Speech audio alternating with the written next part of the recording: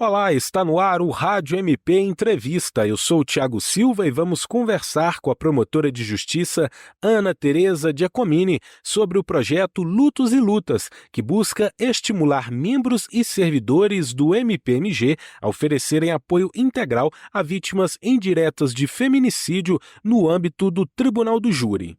Oi, Thiago, tudo bem comigo? Eu cumprimento aí a todas as pessoas que nos escutam neste momento e agradeço a oportunidade de poder estar aqui para poder falar um pouquinho sobre essa pauta tão importante que é a pauta das vítimas. E para começar nossa entrevista, quero que a senhora explique para quem está nos ouvindo como que surgiu a ideia do projeto e quais são aí as principais ações dele. Thiago, esse projeto nasceu diante de uma necessidade que a gente via de aproximar um pouco mais das vítimas indiretas, né, que são aquelas vítimas que às vezes, apesar de não terem sofrido diretamente o ataque, né, o crime, elas são afetadas de outro modo pelos delitos. Então a gente fala aí dos familiares, muitas vezes, das pessoas que acabaram morrendo, né? Um crime de feminicídio, quando uma mulher morre, ela é sempre um amor de alguém. Existe por trás uma mãe, um filho, um amigo, toda uma rede de pessoas que tenham ligação com aquela pessoa que morreu e que são indiretamente afetadas pelo delito.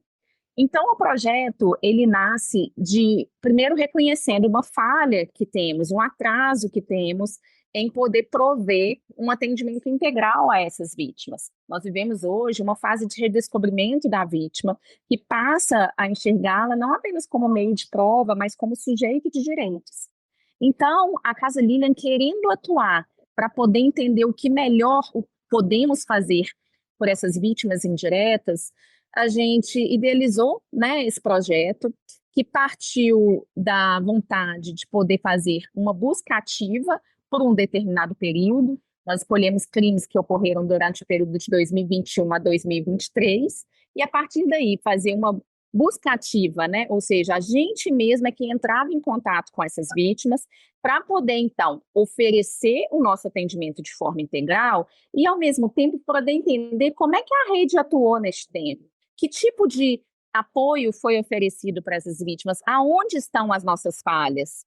E, junto disso, poder analisar com cuidado como é que estão esses processos, em que estado é que eles estão, como é que foi essa investigação, qual foi a falha também do sistema de justiça nesses aspectos, nesses específicos casos, que demandassem, então, a partir daí, um plano de ação para que a Casa Lilian pudesse desenvolver um trabalho e materiais voltados ao atendimento dessas vítimas. E qual que é a importância dessa certificação do CNJ reconhecendo o projeto Lutos e Lutas como uma iniciativa inovadora?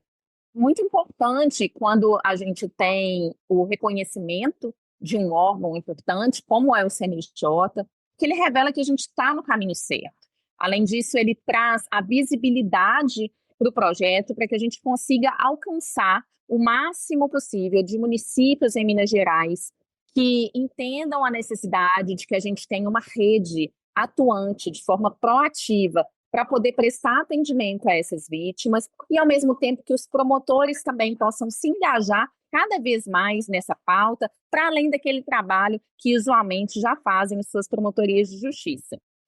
A partir desse projeto, Lutos e Lutas, a gente avançou na conversa com um município específico onde ele foi desenvolvido e estamos podendo ver na prática como essa mobilização da rede ela é essencial e cada vez mais necessária para que a gente consiga, de fato, reverter esse cenário de atraso que a gente tinha.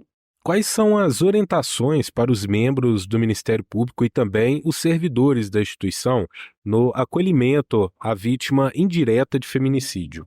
O Ministério Público, ele é um órgão que ele é talhado, né? Ele tem a sua moldagem, a sua roupagem para realizar de forma efetiva a garantia dos direitos fundamentais.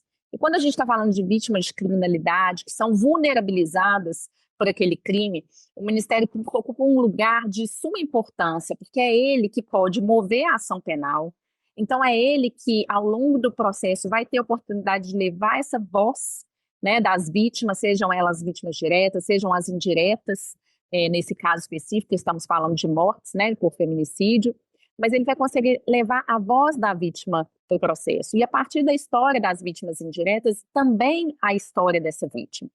O membro do Ministério Público, os servidores, eles têm oportunidade de ter um contato com essa vítima ao longo do processo para poder prover informação, para poder garantir participação nesse processo e para poder significar justiça. Quando um crime acontece, a gente sabe que surge a partir daí, considerando que é o Estado quem pode punir, considerando que a vítima não escolheu estar ali e que ela precisa dessa justiça, a justiça como condenação, a justiça como uma punição para o agressor, ela se torna também uma medida de reparação para aquelas pessoas. Então, eu destacaria aí alguns pontos que o Ministério Público vai poder agir e que vão representar a justiça para essas vítimas indiretas. E o primeiro deles está ligado a essa questão da condenação, que é, de fato, de fazer uma investigação que seja efetiva, mas que além dessa efetividade na punição, na investigação, que ela também seja uma investigação que seja pronta, ou seja, que ela não demore, que ela seja no tempo certo e que ela seja imparcial. E o que nós estamos dizendo com isso? E aquela estereotipação que geralmente as vítimas sofrem, a culpabilização que elas sofrem, que o Ministério Público no processo também consiga tirar, né, isso, pedindo para riscar dos autos expressões que só querem difamar a imagem da vítima, tentando trazer uma visão que seja, de fato, da história daquela pessoa, sem a deturpação que, em geral, a defesa costuma trazer, tentando proibir, por exemplo, teses como a da legítima defesa da honra. Tudo isso vai estar nesse cenário do promotor de justiça. Mas, para além disso, a gente tem que pensar que a justiça não é só punição. Há outros caminhos possíveis para a justiça e a forma como esse processo é conduzido, ela também tem significados de justiça para as pessoas. A forma como a gente conduz esses processos pode representar novas violências. Então, o protocolo, ele traz também para esses promotores, para os servidores, esse olhar, para que ele cuide de não representar que o Ministério Público cada vez mais atue para que o sistema de justiça como um todo não represente novas violações para essas pessoas. E num terceiro aspecto, a gente vai atuar, então, não apenas para punição, não apenas para forma como esse processo é conduzido, mas também para minimizar as consequências do crime. E a gente pensa no Ministério Público como um órgão que tem esse potencial de fomentar as políticas públicas, de poder, inclusive, atuar como um ator que vai agregar essas diferentes políticas em prol da vítima. Então, a gente traz esse olhar especificamente da vítima indireta do feminicídio. O promotor não esqueça, por exemplo, quando a gente fala dos órfãos, porque os órfãos do feminicídio, eles têm que lidar, a partir da morte das mães, com um complexo processo de reconstrução de vida. Em geral, eles perdem a mãe, mas perdem também o pai, que é preso em razão da situação, ou o padrasto, enfim, é uma questão muitas vezes intrafamiliar, e isso gera consequências devastadoras, que sem apoio vão só piorar cada vez mais a situação daquele órfão. Hoje a gente já tem um avanço recente na lei que reconhece a essas crianças e adolescentes que são vítimas e que presenciam violência, da necessidade de um apoio psicológico. Então, o Ministério Público tem que ter esse olhar para exigir uma política pública que aconteça de forma antecipada, logo que o crime acontece, para que a gente consiga prestar o apoio que seja o apoio devido. E aí, Thiago, como é que a gente fez isso por meio desse projeto? A gente, então, a partir de todos os impactos que tecnicamente foram analisados por uma equipe multidisciplinar, a partir daquilo que a gente realizou nos atendimentos e pôde constatar, a gente elaborou alguns protocolos gerais para que sirva de norte para a atuação dos promotores ao longo do Estado. Então, a gente elabora um protocolo orientativo de como esse promotor, a promotora, deve agir desde que o auto de prisão em flagrante delito chega, desde que ele tem conhecimento de boletim de ocorrência, desde que o inquérito policial aporta na Promotoria de Justiça. E lá tem diferentes ações, então, que estão reunidas em formas de boas práticas já existentes, em formas de novas ideias, que podem levar a uma atuação que seja mais proativa e efetiva em prol dessas vítimas. E, além disso, a gente produz também materiais que o promotor e a promotora de justiça vão poder usar e utilizar em suas comarcas para poder conferir informação para essas vítimas, que, em geral, quando o crime acontece, elas ficam em estado de desorientação, não sabem a quem procurar, existe um distanciamento do sistema de justiça e também um protocolo e um roteiro para que o promotor e a promotora possam adotar um fluxo desde a chegada desses processos para poder acessar essas vítimas também, independentemente da espera pelo momento em que elas procurem a gente ou pelo momento que o promotor vai se encontrar com ela em uma audiência. Então, um protocolo que foi desenvolvido com fluxos para que ele antecipe isso, para que o promotor, chegando ao inquérito policial, chegando no processo, já realize esse contato com a vítima e, ao mesmo tempo, possa provocar aí as diferentes redes que têm que atuar de forma integrada. Eu estou falando de saúde, estou falando da educação, estou falando das políticas de assistência, enfim, todas essas redes que vão ter que atuar nesses casos para poder prover o apoio necessário a essas vítimas. Perfeito, promotora. E em relação ao acesso à justiça, foi elaborada uma cartilha direcionada a essas vítimas. Qual que é o conteúdo desse material e como que o cidadão comum pode ter acesso a ele? Em geral, Thiago, existe uma dificuldade que a gente observa aí, não somente dessas vítimas, né? E a Casa Lilian tem buscado superar um pouco essas barreiras, né? Mas, em geral, existem várias barreiras que dificultam a aproximação entre a vítima e o sistema de justiça, que dificultam o acesso à justiça que seja, de fato, pleno. E aí, dentre essas questões, dessas barreiras, a gente tem um problema que é um desconhecimento de como se dá a justiça como um todo, de como é que o processo se desenvolve, de quem são as pessoas e as diferentes instituições que estão envolvidas, de quando você chega em uma audiência, por exemplo, o que é que vai acontecer naquele ato? Às vezes as vítimas elas recebem uma intimação para comparecer e se colocam em um estado realmente paralisante de receio do que vai acontecer naquele dia. Por quê? Também, em geral, essas vítimas vão reviver a cena da violência. E essa revivência do trauma traz para ela um impacto maior, né, de ter que participar, então, de um momento de audiência em que não apenas ela vai reviver, mas muitas vezes ela vai acabar sendo até confrontada, questionada, desacreditada em razão daquilo. Então, são momentos difíceis. O que é que, então, o Ministério Público, aí, por meio da Casa Lilian, tem pensado? Que nós precisamos alcançar as vítimas para que elas entendam, primeiro, como é que um processo ocorre. Porque se ela tem direito à informação, eu tenho que garantir que ela também entenda o que é o processo. E aí, quando eu vou dar essa informação para a vítima, não adianta eu prover uma informação com o juridiquês envolvido. Claro que estamos falando de normas e tem uma dificuldade, né, de se passar um conteúdo aí, mas existe uma forma de linguagem que a Casa Lilian procura utilizar que vai adequar essa linguagem ao máximo possível para as pessoas que são vítimas e que são leigas.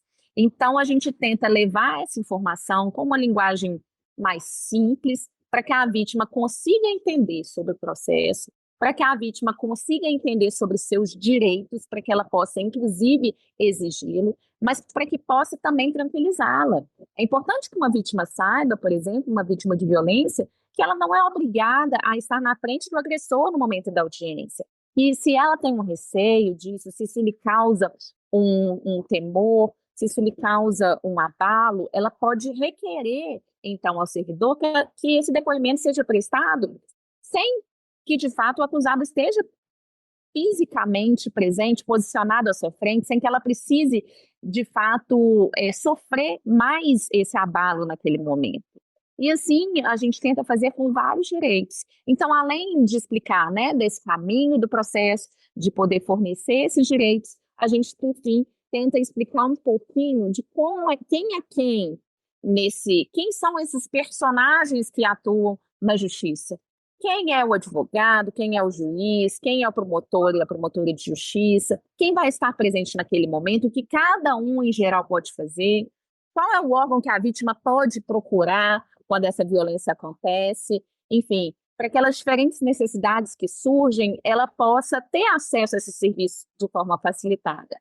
Essas cartilhas, elas estão disponíveis no site da Casa Lilia, e se a pessoa também tem interesse, ela pode entrar em contato com a gente, seja por meio do WhatsApp, seja por meio dos formulários que tem no site de atendimento da Casa Lilia, né? Nós temos formulários lá que permitem à vítima, inclusive, pedir um atendimento de forma espontânea, de forma direta, sem precisar de que seja encaminhada pelo promotor. E aí a gente vai poder dar essas informações, né, para a vítima. Ela pode procurar também a ouvidoria no 127, que eles vão fazer, então, esse diálogo, né, com a gente, vão repassar a demanda para que a gente entre em contato também. O projeto Lutos e Lutas também está buscando a conscientização do público em geral sobre a importância de combater a violência contra a mulher. Aí, na análise da senhora, na opinião da senhora, esse tipo de crime ele tem aumentado ou diminuído em Minas Gerais? E uma segunda pergunta, as mulheres têm buscado mais a justiça? Tiago, essa questão, né, dos dados no projeto Lutos e Lutas, ela é particularmente importante. Porque, por exemplo, se a gente olhar no Brasil, o último anuário, né, de segurança recente que saiu apontava 1.467 mulheres que foram mortas apenas por serem mulheres. E esse é um dado assustador, é um dado que nos causa já, pelo número de pessoas, um alerta. Mas, para além desse dado, é interessante notar que a gente não tem uma estimativa de quantas são as vítimas indiretas envolvidas. E no projeto Lutos e Lutas, a gente tentou deixar bem evidente essa questão também. Porque além das pessoas que são mortas naquele delito, há muitas pessoas que ficam e que passam a demandar do Estado políticas públicas, que passam a demandar um complexo processo assim, de reconstrução mesmo de vida, e que às vezes esses dados ficam invisibilizados. E, na verdade, eles apenas reforçam ainda mais a necessidade que a gente tenha um combate efetivo à violência contra a mulher, que para além daquele número que a gente está aumentando, a gente está ainda deixando uma cifra enorme e incalculável ainda, e esquecida, infelizmente, nos dados no momento, de pessoas que são muito diretamente também afetadas em razão daquela morte. Então, esse é um primeiro ponto que é importante já colocar. E num segundo momento, eu alerto que todo dado, né, que a gente divulga, às vezes isoladamente pode ter tido uma diminuição no número de mortes, mas é importante que a gente atente também para o fato dos crimes tentados, né, de quando a morte não ocorreu, mas que houve uma violência, uma tentativa de fato de causar a morte de uma mulher. Então, quando a gente vai analisar os dados, a gente vê que a violência contra a mulher ela ainda é muito gritante e que ela tem representado um aumento a nível, inclusive, nacional em todas as formas de violência contra a mulher. Eu não falo aqui apenas do feminicídio. Quando a gente olha para as violências, né, contra a mulher em geral, seja as violências próprias da violência doméstica, seja quando a gente está falando de violência sexual, por exemplo, que é uma violência contra a mulher, mas não necessariamente no contexto doméstico, a gente vê um aumento desse índice em todos os tipos de crime no Brasil. Então, a gente precisa, de fato, estar alerta a isso.